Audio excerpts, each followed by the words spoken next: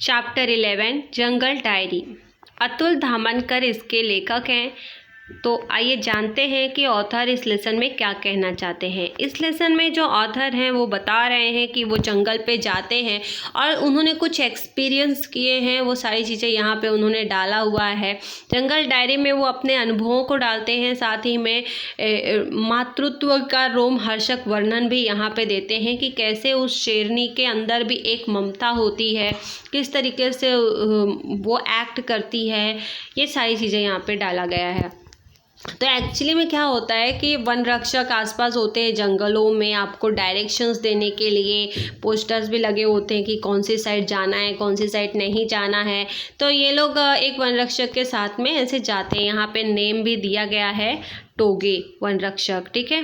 तो दावी right side जाना है कि लेफ़्ट साइड जाना है, वो सारा वो लोग गाइड करते हैं। तो ऐसे ही यहाँ पे ऑथर है वो जाते हैं और इन्होंने दूरबीन लेके रखा रहता है। दूरबीन मतलब कि टेलीस्कोप भी आप बोल सकते हो, जिससे कि दूर की चीज़ें हमें दिखती हैं। अब यहाँ पे उन्होंने दूर दूर की चीज़ें ऐसे देखते हैं तो देख क्या रहे हैं कि एक जो पेड़ रहता है उसकी साइड में ऐसा पत्तों के बीच में छिपा हुआ एक जानवर दिखता है।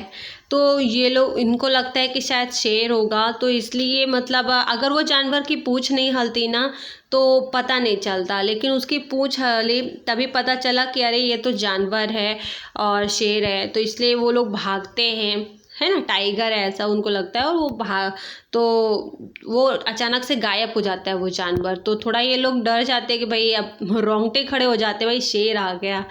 तो अभी ऐसे ही हुआ, इनको तो गला ही सूख गया पूरा एकदम से ऐसा देख के। लेकिन ये लोग जंगल में आए थे तो जंगल तो घूमना था। तो फिर साथ ही में ये शाम का टाइम हो जाता है, ये जंगल में ये लोग रहते हैं। और ये लोग ऐसे ही बातें करते करते, जो वन रक्षक रहता है टोंगे, तो इनके साथ बातें ही कर रहा था कि वो देखता है कि 4 पिल्ले रहते हैं जो कि शेरनी के बच्चे रहते हैं, ठीक है। वाघिनी तो छोटे छोटे शेरनी के बच्चे रहते हैं। तो वो जो कुत्ते के पिल्ले रहते हैं ना, उससे भी छोटे रहते हैं ये लोग।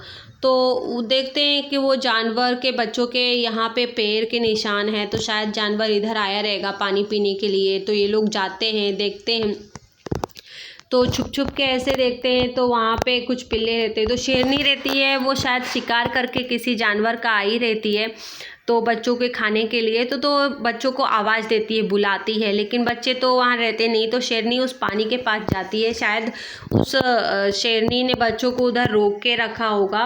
और फिर वो जब शेरनी जाती है बच्चों को लेती है तो कोई एक बच्चा, सब बच्चे पहले माँ के पास आते हैं, जैसे नॉर्मल सभी के बच्चे आते हैं, चाहे वो जानवर हो या इंसान हो, वैसे ही वो माँ के पास आते हैं। माँ उसे प्यार से चाटती है। तो एक बच्चे को, छोटे से पिल्ले को चाटी रहती है कि दूसरा पिल्ला भी माँ के ऊपर चढ़ जाता है। और जो 2 पिल्ले और थे वो आपस में, जैसे सभी बच्चे नॉर्मल करते हैं, मस्ती करना, एक दूसरे को परेशान करना, तो इसी तरीके से मस्ती करना, दौड़ना, मारामारी करना, इसी तरीके से वो पिल्ले भी कर रहे थे, जैसे नॉर्मल सभी बच्चे करते हैं।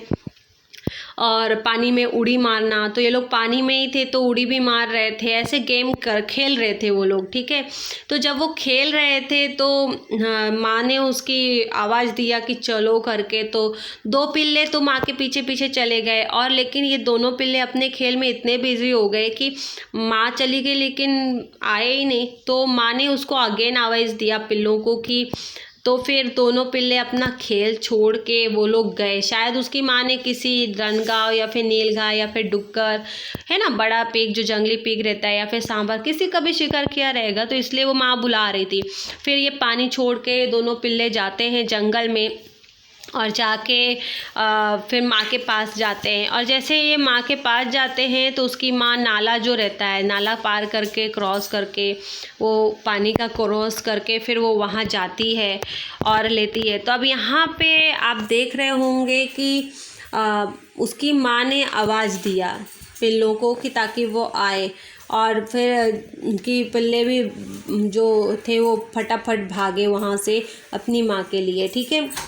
अब यहाँ पे एक्चुअली में क्या होता है कि ये जो शेरनी है इसको डर रहता है कि कहीं कोई जानवर उसके पिल्लों को खा ना ले, या फिर उसके जैसे कि शेर हो गए, टाइगर हो गए, मतलब बहुत सारे जानवर ऐसे होते हैं कि शेरनी के पिल्ले को भी खा जाते हैं, हार्म करते हैं। इसलिए शेरनी अपने पिल्लों को अपने पास ही रखती है और उनको टेक केयरिंग करती रहती है, इसलिए उनको साथ में लेके रखती है। और पिल्ली, अगर शेरनी की नज़र से पिल्ले गायब भी हो जाते हैं तो वो वापस उसको बुलाती है, उसको छोड़ती नहीं है अकेले, ठीक है।